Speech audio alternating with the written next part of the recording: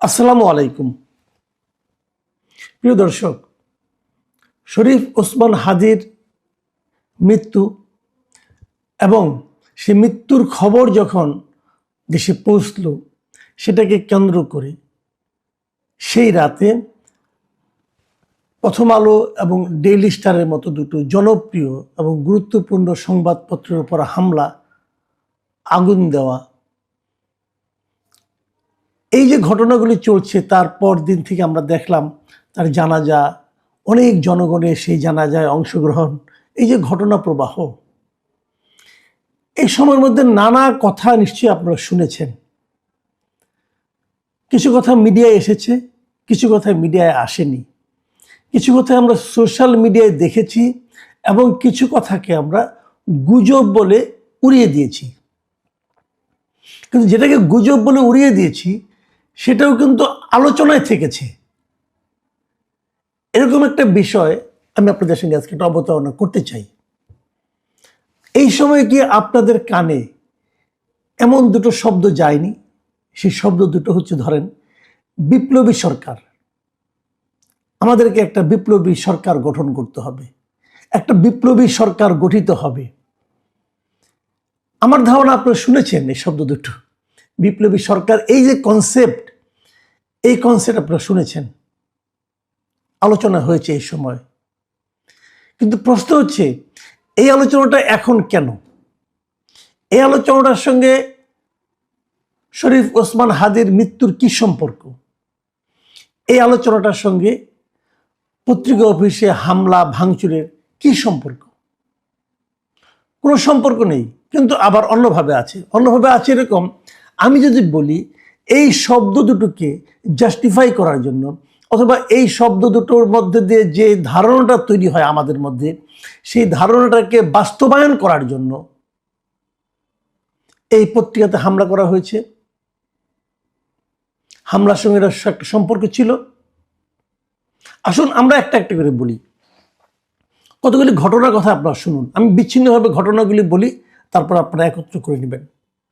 প্রশ্ন হচ্ছে, অভিযোগ উঠেছে, এর মধ্যে আমি দেখলাম অভিযোগ উঠেছে যে এই পত্রিকাতে যে হামলার ঘটনাটা, এই ঘটনাটা সরকারের গোয়েন্দা সংস্থা আগেই জানতো। এটা বেশি দূর যাওয়া লাগবে না, একটা বড় দল, বিএনপির একজন সেন্ট্রাল লিডার, মানে একদম ওনাদের সর্বোচ্চ যে বডি আছে, স্থায়ী কমিটি, তার সদস্য সালাউদ্দিন আহমেদ সাহেব কিন্তু অভিযোগটা করেছেন যে সরকারের কাছে গোয়েন্দা সংস্থার রিপোর্ট ছিল এই দুটো পত্রিকার উপর হামলা হতে পারে। তাহলে সরকার কেন আগে থেকে ব্যবস্থা নেয়নি? এক নম্বর কথা। দ্বিতীয় কথা হলো, এই বিষয়টা যে হতে পারে, এই আক্রমণটা যে হতে পারে, সেটাকে আমরা একটু আগে জানতে পারিনি? যেই মুহূর্তে শরীফ ওসমান হাদির মৃত্যুর সংবাদটা এলো আমাদের দেশে, সেই সময়ে, সেই বিকালের মধ্যেই রাজশাহী বিশ্ববিদ্যালয়ের যে রাকসুর যিনি জিএস আছেন, মুস্তাকুর রহমান, উনি কিন্তু একজন শিবির নেতা, ছাত্র শিবিরের নেতা। এই মুস্তাকুর রহমান একটা কর্মসূচি থেকে স্পষ্টভাবে উল্লেখ করেছেন যে প্রথম আলো এবং ডেইলি স্টার নামের তথাকথিত দুটি সুশীল সংবাদপত্র অবশ্যই বন্ধ করতে হবে। ওই দিন সন্ধ্যায়, বৃহস্পতিবার সন্ধ্যায়, আরেকটি কর্মসূচি থেকে জাহাঙ্গীরনগর বিশ্ববিদ্যালয়ের ছাত্র শিবিরের নেতা মুস্তাফিজুর রহমান, তিনি বলেছেন যে সত্যিকারের স্বাধীনতা শুধুমাত্র রাজনৈতিক সংগ্রামের মাধ্যমে অর্জন সম্ভব নয়। এ কারণে ছায়ানট, উদীচী এবং শাহবাগী বামপন্থীদের ধ্বংস করতে হবে, আর এটা শুরু হবে ওসমান হাদির প্রতিষ্ঠিত ইনকিলাব মঞ্চের সাংস্কৃতিক সংগ্রামের মাধ্যমে। খেয়াল করুন, এই দুই ছাত্র শিবিরের নেতা যে হুমকিটা দিয়েছেন, ঠিক সেই কাজগুলি কিন্তু রাতে ঘটেছে। তাহলে কি ওনারা এটা ইনিশিয়েট করেছেন? আচ্ছা, ওনারা তো ছাত্র শিবির, ওনাদের মূল সংগঠন জামায়াতে ইসলামী, ওনারা কি এই ছাত্র শিবিরের এই দুই নেতার বক্তব্যের সঙ্গে একমত? যদি না হয়ে থাকেন, তারা কি তাদের বিরুদ্ধে কোনো ব্যবস্থা নিয়েছেন? অথবা শিবিরকে এদের বিরুদ্ধে কোনো ব্যবস্থা নিয়েছে? তাহলে এই আক্রমণটা কারা করলো? আমি বলছি না যে ওনাদের আহ্বানের কারণে ঘটেছে, কিন্তু আমি এটা তো সন্দেহ করতেই পারি যে এই আহ্বানটা সেই ক্ষোভের মধ্যে একটা স্পার্ক হিসেবে কাজ করেছে। কিন্তু আমি যদি পাল্টা প্রশ্ন করি, শরীফ ওসমান হাদির যে আদর্শ সেটা বাস্তবায়নের ক্ষেত্রে প্রথম আলো বা ডেইলি স্টারের সমস্যাটা কি? প্রথম আলো বা ডেইলি স্টারের বিরুদ্ধে আপনাদের সুনির্দিষ্ট অভিযোগটা কি? ব্যাখ্যা করুন একবার। কেউ বলতে পেরেছেন? এক ওই ইলিয়াস হোসেন আর পিনাকি ছাড়া। তারা অনেক দিন ধরেই কিন্তু এটা নিয়ে আন্দোলন করে যাচ্ছে যে এই দুইটাই নাকি ভারতের সেবাদাস, ভারতের আস্তানা, অমুক তমুক তারা বলছে, দিল্লির আস্তানা। এই দুটো পত্রিকাকেই বারবার টার্গেট করছেন ওই ব্যক্তিরা, ইলিয়াস হোসেন অথবা পিনাকি ভট্টাচার্য। হিসাবে কি মেলে? একটা জিনিস আপনারা খেয়াল করেন, আমরা বলি এদেশে ভারতের সবচেয়ে বড় মানে দালালটা কে ছিল? শেখ হাসিনা এবং তার সরকার। শেখ হাসিনা এবং তার সরকারের সঙ্গে এই প্রথম আলো এবং ডেইলি স্টারের সম্পর্ক কেমন ছিল? সাপে নেউলের সম্পর্ক। শেখ হাসিনা নিজে প্রকাশ্যে প্রেস কনফারেন্সে বলেছেন যে আমি দুটো পত্রিকা পড়ি না, এবং সেটা হলো এই দুটো পত্রিকা। শেখ হাসিনার প্রেস কনফারেন্সগুলোতে এই ডেইলি স্টার এবং প্রথম আলোর কোনো সাংবাদিকদের ঢুকতে দেওয়া হতো না। আমরা সবাই জানি, সবাই দেখেছি। তো যে পত্রিকাটাকে শেখ হাসিনা সবচেয়ে বেশি অপছন্দ করতেন, শেখ হাসিনাকে আগে বলেছি, দিল্লির যে প্রতিনিধি যদি বলি তাহলে শেখ হাসিনাকে বলবো আমরা। তো শেখ হাসিনার যে প্রতিনিধি এখানে, শেখ হাসিনার যে সবচেয়ে বড় যে আমি দালাল বলি, তার কাছের লোক বলি, যদি বলি, তাহলে তার সবচেয়ে অপছন্দের যে পত্রিকা দুটো, সে দুটো কি করে দিল্লির দালাল হয় বোঝান আমাকে ভাই আপনারা। এবং এই জিনিসটা কোনো লজিকে কিন্তু এটা মেলে না। কোনো লজিকে না মেলা সত্ত্বেও এখানকার মানুষদেরকে, কিছু মূর্খ লোককে, কিছু অর্ধশিক্ষিত লোককে কিন্তু ওই দুই ব্যক্তি বারবার বলে বলে বলে বলে ওই বলে না যে মিথ্যা বারবার বলতে বলতে সত্যের মতো শোনায়, তারা সেটা এইভাবেই সত্যের মতো করে শোনানোর চেষ্টা করেছেন। এভাবেই তারা এদের মধ্যে একটা চিন্তা ঢুকিয়ে দিয়েছেন, একটা বিশ্বাস তৈরি করেছেন যে এই দুটো প্রতিষ্ঠানকে ধ্বংস করতে হবে।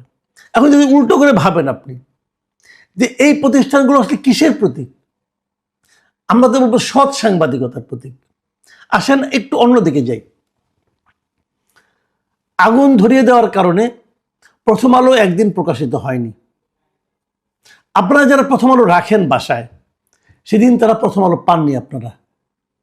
কিন্তু একবার ভেবে দেখুন তো, সেদিন হকার নিশ্চয়ই প্রথম আলোর পরিবর্তে কি পত্রিকাটা দিয়েছিল? অনেকেই, আমার পরিচিত অনেকেই এই অভিযোগটা করেছেন, সেদিন তারা সকালে প্রথম আলোর পরিবর্তে আমার দেশ পত্রিকা পেয়েছিলেন। আমার দেশই কেন? আমার দেশের সঙ্গে কি এদের কোনো সম্পর্ক আছে? আপনারা এটা নিয়ে চিন্তা ভাবনা করেন। অনেককে আমি ফেসবুকে দেখেছি, তারা বলেছে যে আমার দেশ কেন দিল।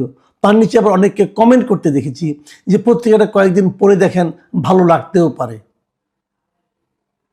পড়ে দেখুন আপনারা, আমার কোনো সমস্যা নাই।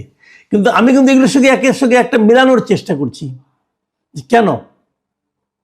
আচ্ছা, এবার আরেকটা কথা বলি। শরীফ ওসমান হাদির জানাজাতে প্রচুর লোক হয়েছিল, প্রচুর, কোনো সন্দেহ নাই।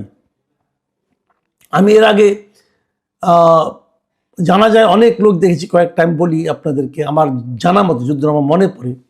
জানা যায় প্রচুর লোক আমি দেখেছি। জিয়াউর রহমানের জানাজা দেখেছি, ওটা আমার বিবেচনা, তখন আমি ইউনিভার্সিটির স্টুডেন্ট মাত্র। তখন আমার স্মৃতিতে হয়তো তখন বেশি মনে হতে পারে, তখন আমার অনেক বেশি মনে হয়েছিল। তো সেটা আমি জানি না এই হাদির সঙ্গে তুলনা করা যাবে কিনা, আমি বলতে পারবো না, কারণ আমার ওই স্মৃতির সঙ্গে এটা মেলাতে পারি না। আমি যদি এর বাইরে বলি, কোকর জানা যায় অনেক লোক হয়েছিল। জিয়াউর রহমানের ছোট ছেলে, তার জানা যায় অনেক লোক দেখেছিলাম। আমি আমিনী সাহেবের জানা যায় অনেক লোক দেখেছিলাম, অনেক লোক। তো এগুলোতে অনেক লোক হয়, মানুষের ভালোবাসা থাকে, অনেক সময় হুজুগ থাকে, অনেক সময় এরা নির্যাতিত, এই বিবেচনায় তারা মানুষ প্রতিবাদ হিসেবে লোকে আসে, বিভিন্ন কারণে হতে পারে। কিন্তু আমি যেন দেখলাম যে কত বেশি লোক হবে তার একটা অদৃশ্য অথবা দৃশ্যমান একটা প্রতিযোগিতা। এটা কিন্তু প্রয়োজন ছিল। লোক বেশি দেখানোটা কিন্তু কোনো প্রতিযোগিতার ব্যাপার নয়, কিন্তু আমার কাছে যেন মনে হয়েছিল এক ধরনের প্রতিযোগিতা চলছে যে কত বেশি লোক এখানে দেখানো যায়। অসুবিধা নেই তাতে আমার কোনো। কিন্তু তারপর আমি কি দেখলাম, বিভিন্ন সোশ্যাল মিডিয়াতে দেখলাম এই যারা লোক এসেছে তাদের অনেকে কিন্তু ইন্টারভিউ করেছে সোশ্যাল মিডিয়ার লোকজন, যেভাবে আপনি কেন এসেছেন, কোত্থেকে এসেছেন, দূর দূরান্ত থেকে, যশোর থেকে, কুষ্টিয়া থেকে লোকজন এসেছে, সাতক্ষীরা থেকে লোকজন এসেছে এই জানাজায় অংশ নিতে। হতে পারে ভালোবাসার কারণে এসেছি। কিন্তু জানাজা নামাজটা শেষ হওয়ার সঙ্গে সঙ্গে আমরা দেখলাম একদল লোক দৌড়ে সেই সংসদ ভবনের প্রায় শতাধিক সিঁড়ি ভেঙে দৌড়ে তারা উপরে দিয়ে যাচ্ছে সংসদ ভবনে ঢোকার জন্য। কেন? তাহলে তাদের মাথায় কি ওই জিনিসটা ঢুকিয়ে দেওয়া হয়েছিল যে একটা বিপ্লবী সরকার হতে যাচ্ছে, সংসদ ভবন দখল করতে হবে, এগুলি করতে হবে, ওগুলি করতে হবে? তাদের মাথায় কি ঢুকিয়ে দেওয়া? তাহলে তারা এই বিশ্বাস না নিলে তারা ওখানে দৌড়ে যাবে কেন? ওখানে কি পাওয়া যাবে? সংসদ ভবনে আপনি ঢুকে কি করবেন? এই যে দৌড় সবার মধ্যে, কার আগে কে যেতে পারে? অনেকে রসিকতা করে বলে যে তারা হয়তো ভেবেছে 300 আসন খালি আছে, যে বসে পড়তে পারলে সেই আসনটা তার হয়ে যাবে। এত বড় মূর্খ তারা ছিলেন আমি তা মনে করি না, কিন্তু ওদের মাথায় কিন্তু একটা জিনিস ঢুকিয়ে দেওয়া হয়েছিল যে আমরা এটা করতে যাচ্ছি। সেই যে করতে যাওয়ার, কিছু একটা করার সেই যে আকাঙ্ক্ষা অথবা সেই যে মতলব, সেটা কি শেষ হয়ে গেছে নাকি এটা আগামী আরো কয়েকদিন চলবে? এগুলো নিয়ে আলোচনা হবে, এখনো হচ্ছে। কারণ এখনো ওই লক্ষাধিক লোক যারা এসেছিল বাইরে থেকে, তাদের অনেকেই ঢাকা শহরেও অবস্থান করছেন। বিষয়গুলো সরকারকে দেখতে হবে। সরকার কি করছেন বুঝি না। আমি বহুদিন আগের থেকে বলছিলাম এর মতো একটা, এই সরকারের মতো একটা নন সিরিয়াস গভর্নমেন্ট আমি জীবনে দেখি নাই। এবং আপনারা জানেন এই সালাউদ্দিন সাহেব বলেছেন সরকারের কাছে গোয়েন্দা তথ্য ছিল তবু তারা করেনি। এগুলি কিন্তু সেই সিরিয়াসনেসের অভাবটাই বোঝায়। এর মধ্যে আবার আজকে দেখলাম আমাদের যিনি ধর্ম উপদেষ্টা আছেন তিনি একটা গুরুত্বপূর্ণ কথা বলেছেন। তিনি বলেছেন প্রথম আলো, ডেইলি স্টারে হামলাকারীরা শনাক্ত। তার মানে ওনারা শনাক্ত করতে পেরেছেন যে হামলাটা কারা করেছে। আমি বলবো যে কেবল হামলাকারী যে শনাক্ত করাটা আরো আগে উচিত ছিল, কারণ ভিডিও ফুটেজ সব জায়গায় আছে। আপনারা যদি আগের বার যখন জিয়াফত করতে গেল তখন যদি শনাক্ত করে ব্যবস্থা নিতেন তাহলে আজকে আর এই বাড়তি পরিশ্রমটা করতে হতো না। আবার উল্টো দিকে আরেকটা কথা বলি, খালি হামলাকারী যাদের এখানে দেখা গেছে তাদের শনাক্ত করলে হবে না, যারা এদেরকে প্ররোচিত করেছে তাদেরকেও শনাক্ত করতে হবে। অপরাধকে কিন্তু থামানোর সবচেয়ে বড় পদ্ধতি হলো অপরাধ যে করেছে আগের বার তাকে থামান, তাকে শাস্তির আওতায় আনেন, তাহলে পরবর্তীতে অপরাধ এভাবে আর ঘটবে না। আমরা অপেক্ষা করতে চাই, দেখতে চাই যে এ ধরনের শাস্তির ব্যবস্থা, এ ধরনের প্রতিরোধমূলক ব্যবস্থা, প্রতিকারমূলক ব্যবস্থা এই সরকার, যাকে আমি নন সিরিয়াস গভর্নমেন্ট বলি, তারা সিরিয়াসলি করতে পারে কিনা। যদি করতে না পারে, আপনারা ভাববেন না আপনারা প্রায় 1.5 বছর কাটিয়ে দিয়েছেন, 1 বছর 4 মাস কাটিয়ে দিয়েছেন, বাকি দিনগুলো আনন্দে যাবে, তা হবে না ভাই।